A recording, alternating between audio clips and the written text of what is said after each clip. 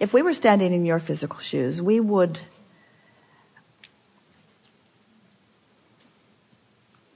decide to be lazy. We're reaching for the perfect word. We would decide to be lazy for a little while. Because in your giving yourself permission to be lazy, you're giving yourself permission to allow your grid to fill in with everything that you've already chosen and put into your vortex. The word lazy has an unpleasant connotation, doesn't it? Because it's humans measuring themselves against other humans based upon a flawed premise. And the flawed premise is, the more you do, the more you're worth. And that is the most flawed of all flawed premises. I'd like to give you the premise that is at the basis of your universe. The better you feel, the more you allow. You could not be more deserving. You came as deserving beings into this time-space reality with powerful and clear intent. You've been mixing it up with others and defining what's important, not only to you personally, but important to you on behalf of others.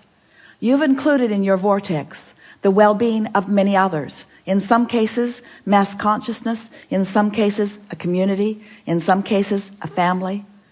But you've included in your vortex a desire for the well-being of far more than your personal self. But it is necessary for you to tend to the well-being of your personal self in order to be a productive advocate for the well-being for anyone else. In other words, you cannot give, or you cannot extend, or you cannot punctuate, or you cannot accentuate, you cannot assist anything that you are not already feeling. Which means, if you are wanting in an altruistic way to be of advantage to everyone you know, you first have got to find a way to be of advantage to yourself. Which means you want to carve out more time to be nicer to yourself. More private time. More time under the bridge. More time where others are not telling you what to do. More time when you are satisfying your own personal intention for things. If we were standing in your physical shoes and someone were to ask you to do something, we would stop in the middle of the request and we would evaluate it completely. And we would say to them, I sincerely desire to accomplish this request that you are offering. And it is my expectation that I will be able to do that since I am in this relationship with you and you are requesting it of me, employer or mate or parent or child or whoever it is.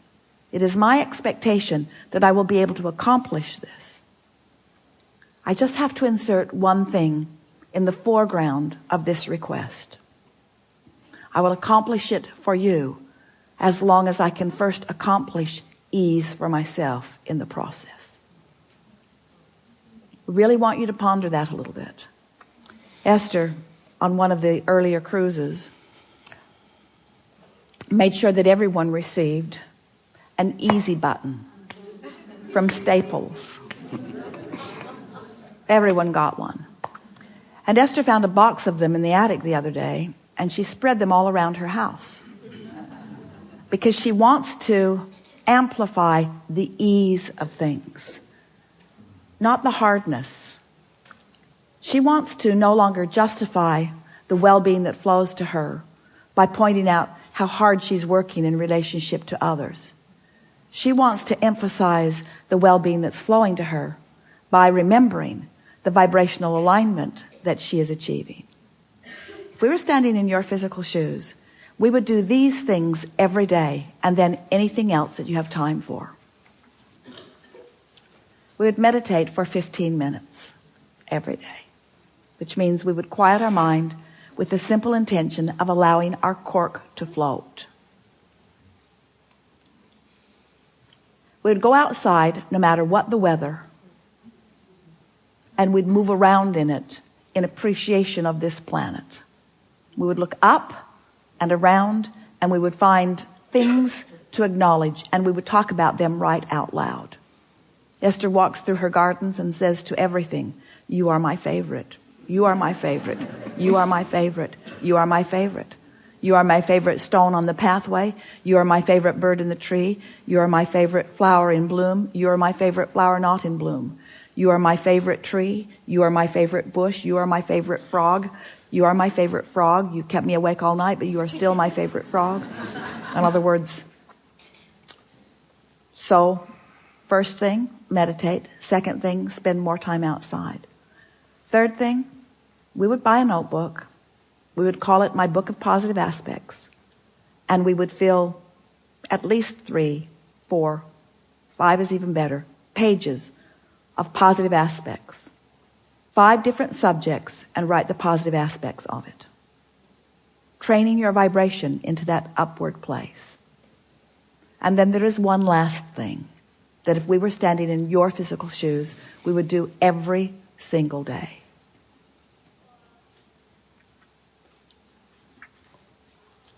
We would look upward and outward. It's best if you do it outside or standing at a window.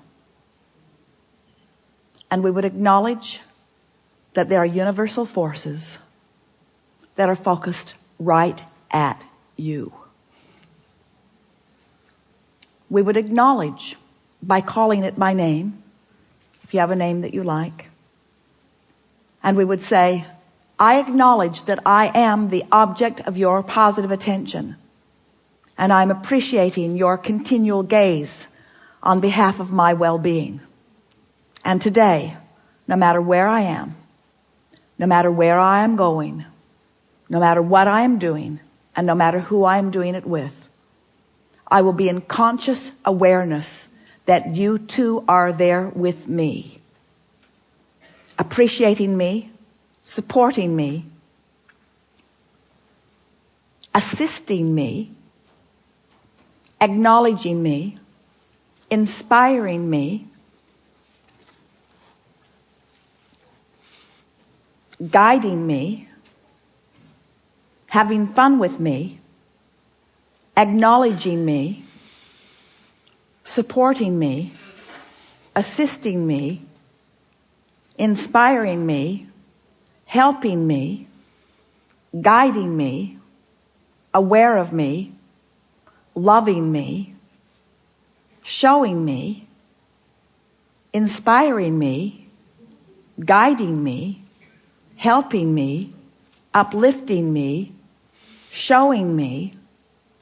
Get into an endless loop of that acknowledgement and watch what begins to happen in your life as soon as this day. Your vortex is filled to the brim with specific requests that you have put there and that you are deserving of the realization of.